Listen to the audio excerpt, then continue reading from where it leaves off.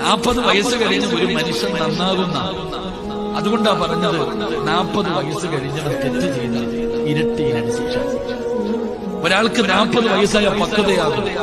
അവൻ 40 കഴിഞ്ഞിട്ടും ഇന്നത്തെ ഉമ്മയ്ക്കും നന്നാകാൻ തോന്നുന്നില്ല. എന്റെ ചെറുപ്പക്കാരോട് ചോദിക്കട്ടെ, എടാ നിനക്ക് 20 വയസ്സല്ലേ ആയുള്ളൂ, നിനക്ക് 20-25 വയസ്സല്ലേ ആയുള്ളൂ, എന്നാൽ നിന്റെ വാപ്പായിക്ക് 45-50 വയസ്സായി. ആ വാപ്പ ജീവിതത്തിൽ ഒരിക്കൽ പോലും കഞ്ചാവ് അടിച്ചിട്ടില്ല.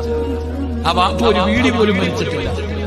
നീ വലിക്കുന്നില്ല, നീ കള്ളുകുടിക്കുന്നില്ല. ആ വാപ്പ ജീവിതത്തിൽ ഒരിക്കലെങ്കിലും വ്യഭിചരിച്ചിട്ടില്ല. നീ 20 കൊല്ലത്തിനിടയിൽ എത്ര വട്ടം വ്യഭിചരിച്ചിട്ടുണ്ട്?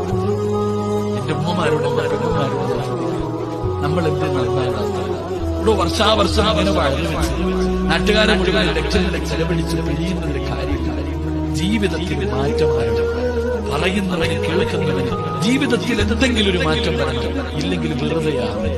ഇല്ലെങ്കിൽ വെറുതെയാ. ഞാൻ എപ്പോഴും നിങ്ങളോട് പറയാം, എന്നോട് ഞാൻ പറയാം, നന്നാവശ്യം എന്തെങ്കിലും ഒരു നന്മ ജീവിതത്തിൽ ചെയ്തു. കാരണം വാപ്പാട് ഖബറുകളാണെന്ന് ചോദിച്ചാൽ ഇന്നത്തെ മക്കൾക്കറിയില്ല. നിനക്ക് തന്നെ അറിയാം, എന്റെ ഖബറിന്റെ അടുത്ത് വന്നിട്ട് ഒരു യാസീൻ ഓതി നമ്മുടെ മക്കളെ ദുആ ചെയ്യില്ല. ഒരു യാസീൻ ഓതി പോലെ നമ്മുടെ മക്കൾ ദുആ ചെയ്യില്ല. ഇവിടെ ഒന്നിനും അള്ള സമയം തരത്തില്ല.